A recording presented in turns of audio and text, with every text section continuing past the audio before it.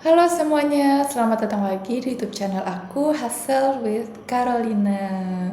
Oh iya, sebelumnya aku mau ngucapin selamat tahun baru 2026 buat kalian semua yang nonton video ini. Semoga apa yang kita manifestasikan dari tahun lalu, apa yang kita usahakan dari tahun lalu, semuanya bisa mulai menunjukkan hasil nyata di tahun ini, dan semoga tahun ini juga bisa membawa kemajuan yang berarti buat kita yang sedang berjuang dan berusaha untuk menjadi lebih baik. My God. Kok terharu ya sama omongan gue sendiri jadi. Oke, ini adalah video pertama aku di tahun 2026. Sebenarnya sih harusnya minggu lalu gue upload video, tapi karena gue baru aja sembuh dari sakit flu ya, super flu tuh yang lagi merebak di mana-mana, dan gue kebetulan emang langganan sakit flu dan depan parah juga, jadi bersempat konten di minggu ini. Anyway, gimana nih tahun baruannya? Apa yang kalian lakukan? Seru nggak kira-kira tahun baruannya kemarin?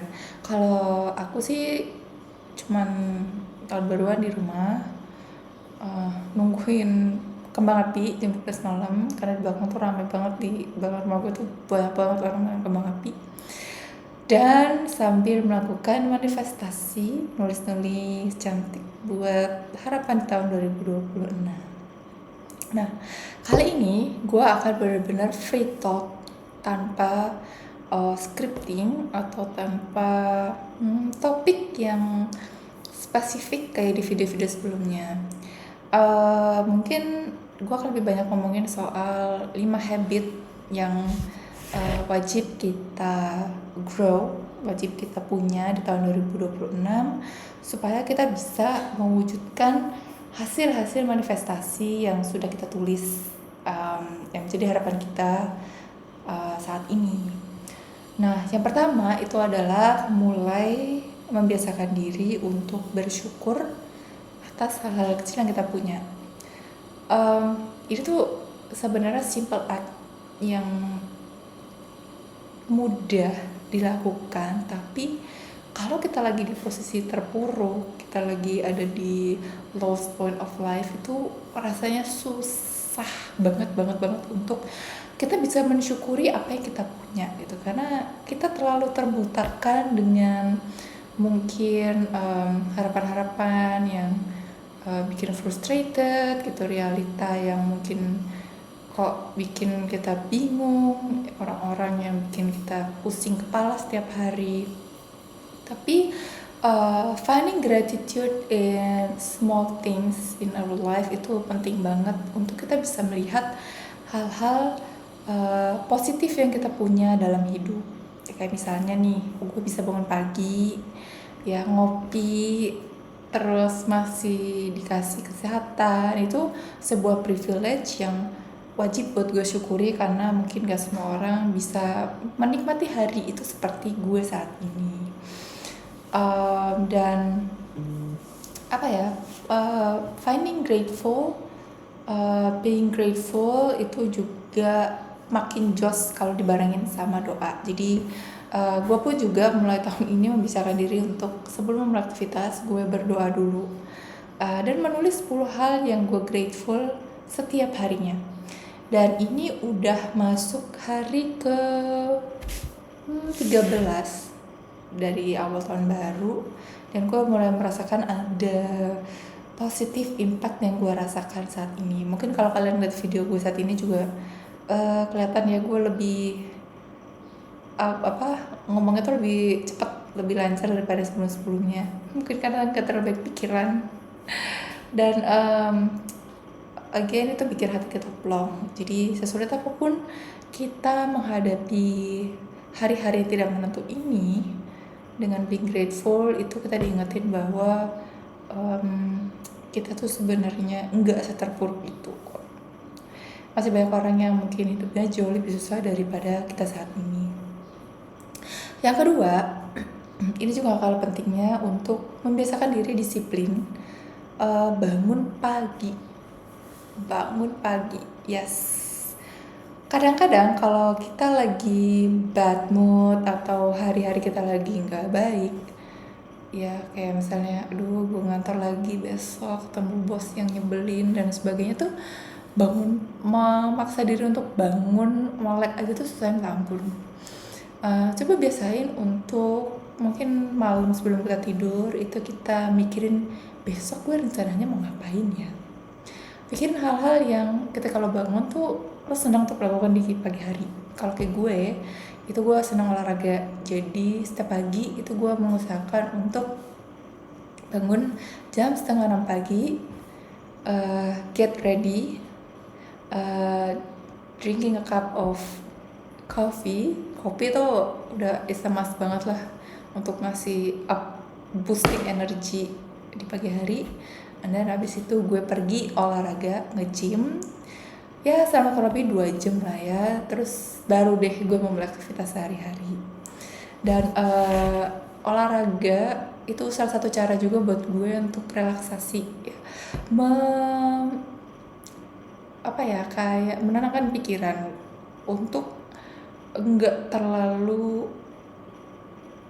heavy on like small talks in my mind. Jadi ketika gue olahraga itu gue bisa melatih pikiranku untuk lebih fokus, being in the present time. Jadi ketika gue olahraga sambil dengerin podcast, atau kadang-kadang gue juga sambil socializing sama orang-orang di tempat gym gue.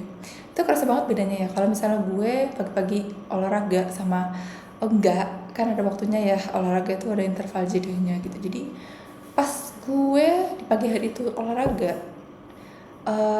ke belakangnya tuh kayak gue merasa lebih produktif, lebih segar, dan bisa lebih fokus untuk ngerjain apa yang mau gue lakukan di hari itu. Kalau misalnya gue nggak olahraga, emang energinya tuh kayak sedikit lebih low sih. Kayak gue merasa kayak pagi-pagi gue harus sibuk apa ya, karena gue nggak melakukan kegiatan as usual.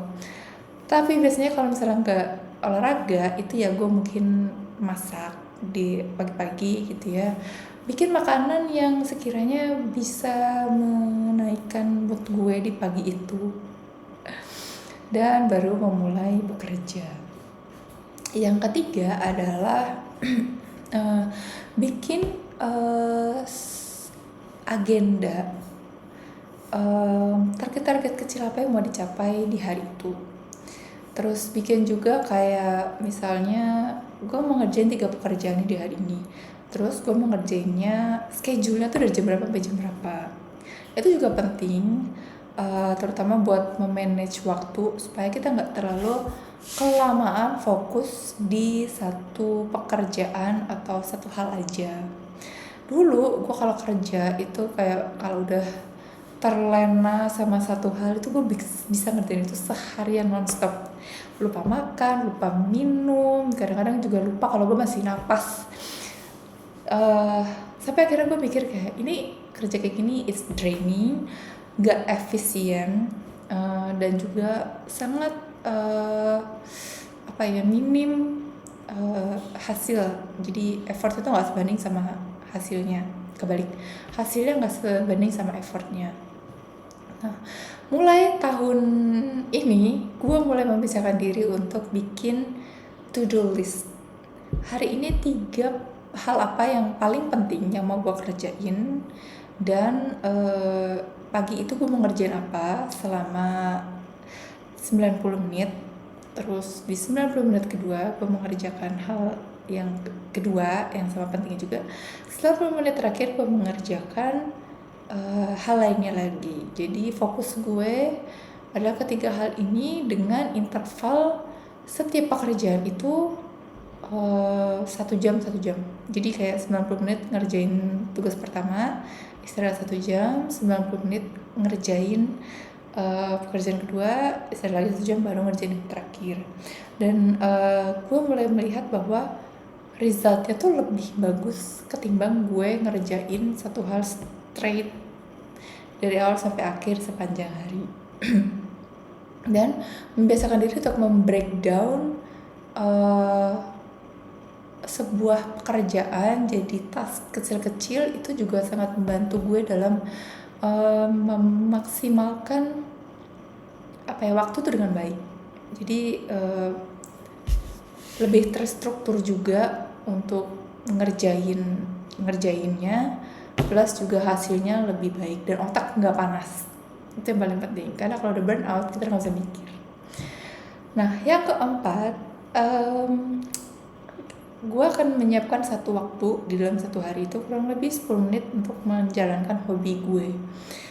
Hobi yang sekiranya tuh bisa membuat hati gue bahagia dan menjalannya tanpa beban. Nah, kalau pagi kan gue pasti udah olahraga ya. Olahraga tuh selain hobi juga udah jadi habit. Nah, hobi yang kedua yang gue lakukan di sore hari itu kalau nggak baca buku, masaknya yang simpel-simpel aja lah ya, supaya cucian nggak banyak. Atau gue main musik, main piano. Nah, sebagai orang yang punya overthinking problem, ketika otak gue nganggur itu tuh pasti gue bakal kepikiran macem-macem. A, I, U, E, O semua dari A, B, Z tuh bakal terus ibaratnya kayak otak gue tuh bakal having its own conversation within my head. Terus itu bikin gue kayak pusing, dan jadinya gue berusaha untuk mengalihkan pikiran-pikiran itu ke hal-hal yang lebih produktif. Kayak contohnya masak gitu tuh, gue emang enjoy banget masak gitu, dan ketika masak itu gue akan lebih memikirkan, aduh gue mau bikin makanan apa ya hari ini, di kulkas ada apa ya, gue bisa bikin kreasi apa, terus nanti gue mau masakan gue tuh kayak apa. Nah kayak gitu tuh. Jadi berusaha untuk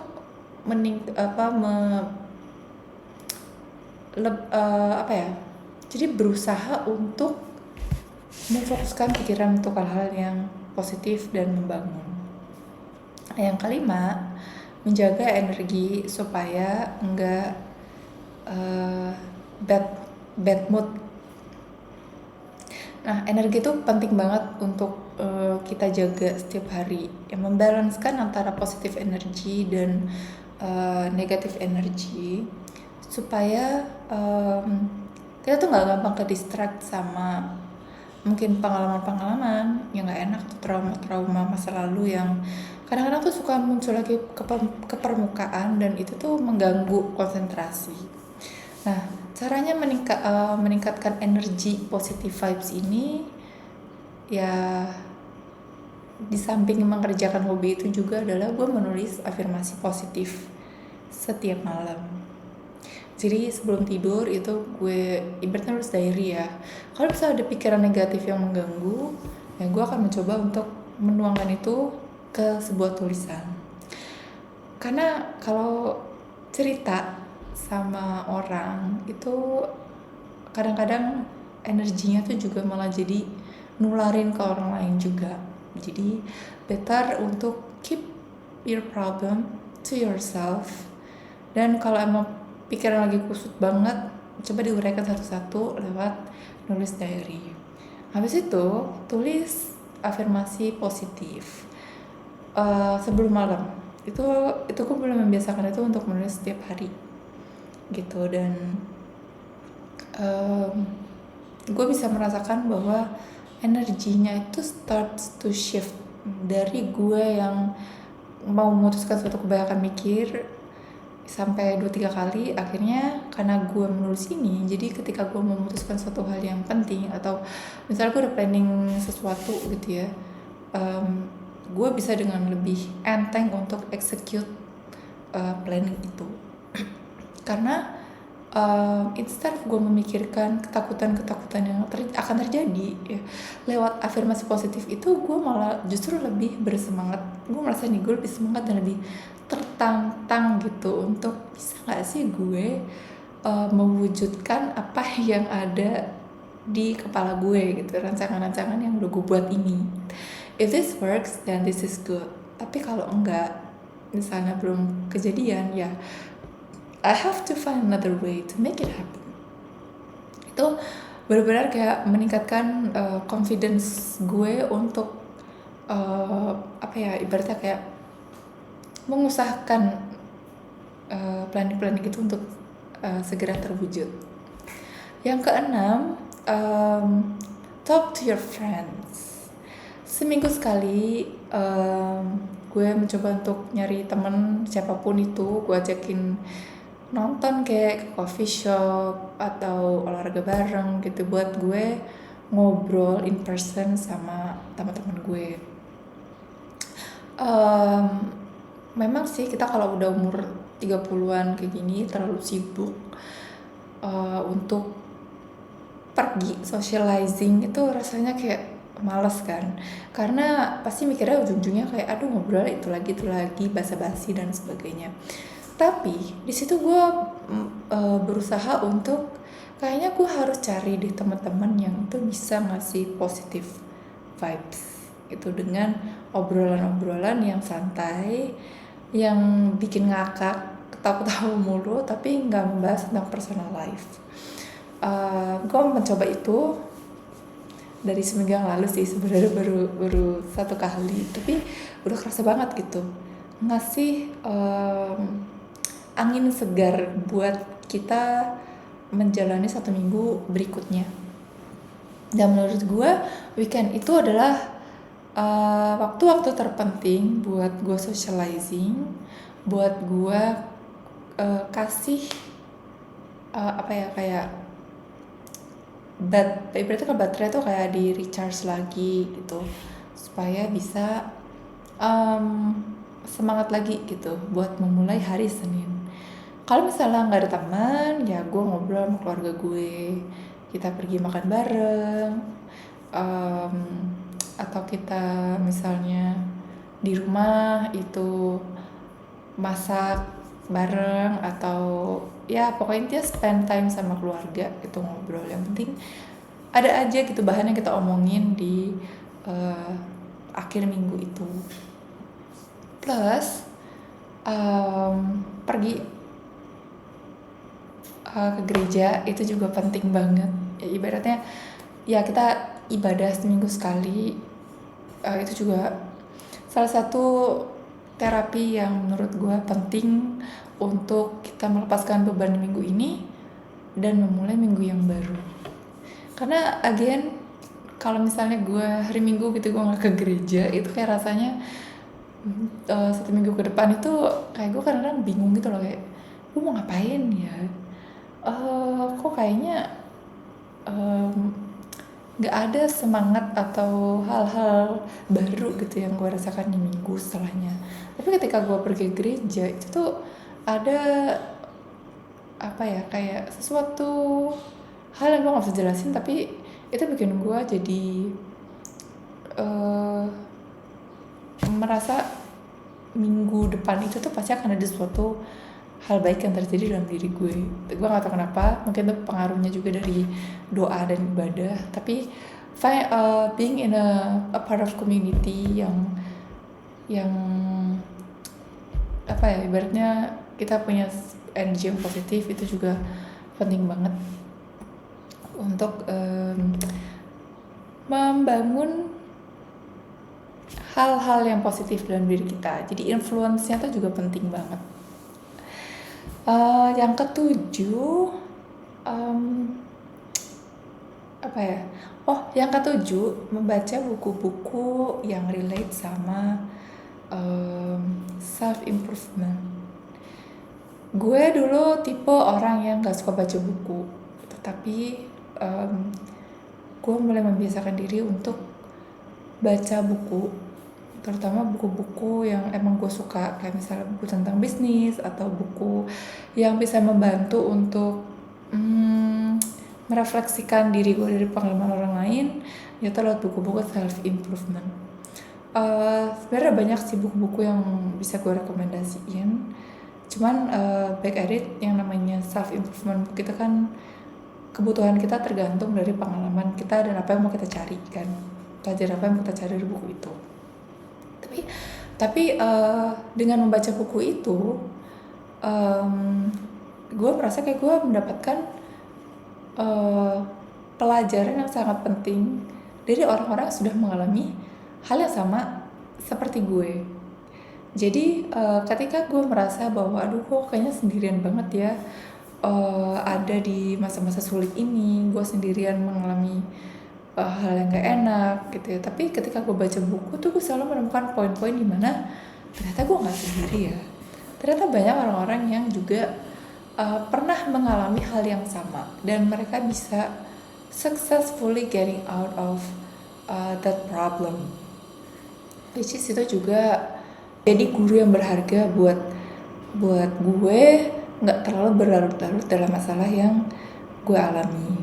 Nah, yang kedelapan itu sebenarnya yang kedelapan ini sebenarnya lebih ke kayak resolusi tahun baru sih gitu.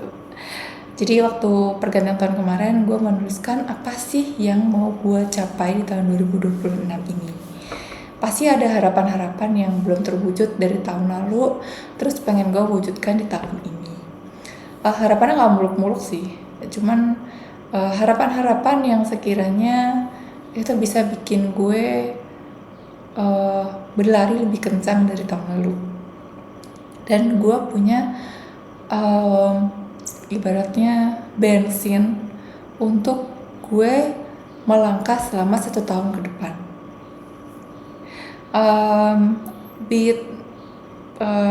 Selama 1 tahun ke depan itu bisa harapan yang besar maupun harapan-harapan yang kecil. Dan gue juga memvisualisasikan harapan-harapan itu lewat harapan yang besar maupun harapan-harapan yang kecil. Dan gue juga memvisualisasikan harapan-harapan itu lewat visual board. Ya mungkin ini juga kalian pernah nonton di berbagai video influencer di Instagram, bahwa kalau kita mau harapan itu terwujud, ya kita bikin vision board. Vision board itu tujuannya supaya kita merasa lebih dekat dengan impian dan harapan-harapan kita yang belum terwujud.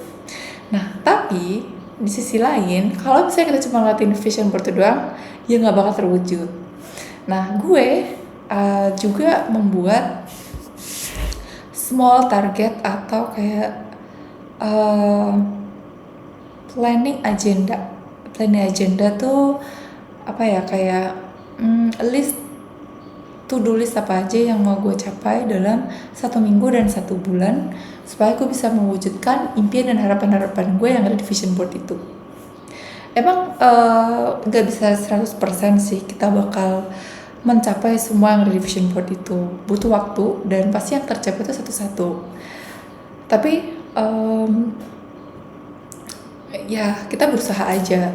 Maksudnya lebih baik kita bergerak, berusaha untuk mewujudkan itu daripada kita cuma duduk terus berdoa kayak semoga tahun depan gue bisa punya pacar, tapi nggak nyari tapi kita nggak main dating apps atau kita nggak gaul sama orang gitu kan. Ya Tuhan juga malas kali ya, kayak iya apaan sih lo gitu. Jadi yang mau gue sampaikan adalah kita harus tahu apa yang mau kita capai di tahun ini dan visualisasikan itu supaya kita bisa membuat clear path gitu, kayak apa-apa aja sih yang sebenarnya mau gue wujudkan di tahun ini. Yang terakhir, learn new skill. Belajar hal-hal baru di luar comfort zone kita. Mau itu hard skill, soft skill, new challenge. Coba aja mulai untuk explore satu hal yang bikin kalian exciting untuk kalian mulai di tahun ini. Kalaupun misalnya kalian udah jago di satu bidang, kalian bisa find new challenge untuk improve skill kalian di bidang itu. Atau kalau misalnya kalian mau coba hal-hal baru yang ya mungkin sedikit lebih ekstrim gitu ya, kalian boleh juga find a mentor untuk unlocking new skill ini. Kayak misalnya gue nih, tahun ini gue punya ambisi untuk bisa menjelajahi underwater view-nya Pulau Maluku sama NTT di akhir tahun. Terus di awal tahun gue udah berencana untuk belajar diving. Gue tau banget kalau diving itu bukan hal yang gue banget, karena gue sendiri juga bisa berenang sih, cuman bukan bukan yang kayak water enthusiast gitu. Gue suka traveling tapi nggak yang terlalu ekstrim.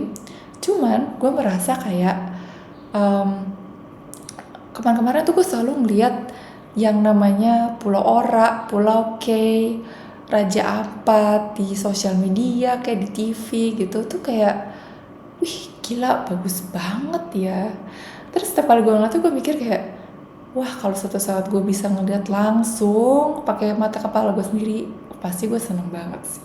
Terus dari situ gue kayak, oke, nail it, tahun ini gue harus belajar diving.